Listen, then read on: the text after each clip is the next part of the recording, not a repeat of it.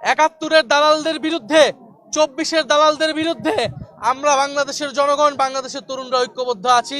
আমরা মনে করি ৪৭ থেকে ৭১, ৭১ থেকে ২৪ যে ঐতিহাসিক লড়াই এই বঙ্গ জনপদের মানুষ করেছে, সেই লড়াইয়ের উত্তরসূরি আমরা সেই লড়াইকে ধারণ করে সামনের দিকের বাংলাদেশ আমরা বিনির্মাণ করতে চাই। আজকে ১৬ই ডিসেম্বর বাংলাদেশের মানুষের প্রতি আমাদের বার্তা হলো, যারা পতিত শক্তি, ফ্যাসিস্ট শক্তি, তারা বাংলাদেশকে অস্থিতিশীল করার জন্য নানান অপচেষ্টা চালাচ্ছে, নির্বাচনকে বানচালের চেষ্টা চালাচ্ছে।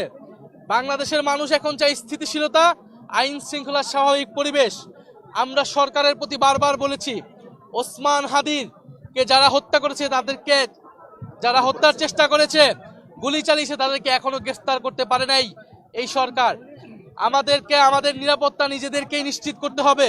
ফলে জনগণের মধ্যে আমাদের সেই সংগঠন লাগবে। জনগণকে আমরা আবার আহ্বান জানাবো, ৫ই আগস্টের পরবর্তী সময়ে আমাদের নিজেদের নিরাপত্তা আমরা নিজেরাই নিশ্চিত করেছিলাম, তখন কোনো সরকার ছিল না, পুলিশ ছিল না। বাংলাদেশ সেই পরিস্থিতির দিকে যাচ্ছে, সরকার পুলিশের উপর নির্ভরশীল করে আমরা আমাদের জীবন, আমাদের যোদ্ধা, জুলাই যোদ্ধাদের জীবনের নিরাপত্তা আমরা নিশ্চিত করতে পারবো না। ফলে মানুষকে সচেতন থাকার আহ্বান জানাচ্ছি।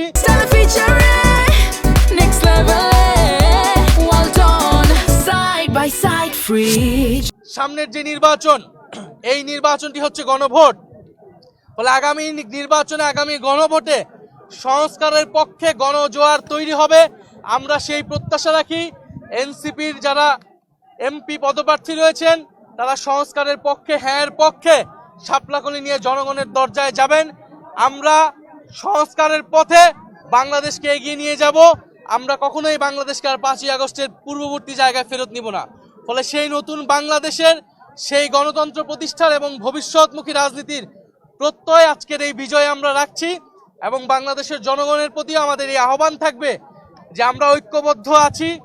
৭১-এর দালালদের বিরুদ্ধে, ২৪-এর দালালদের বিরুদ্ধে আমরা বাংলাদেশের জনগণ, বাংলাদেশের তরুণরা ঐক্যবদ্ধ আছি।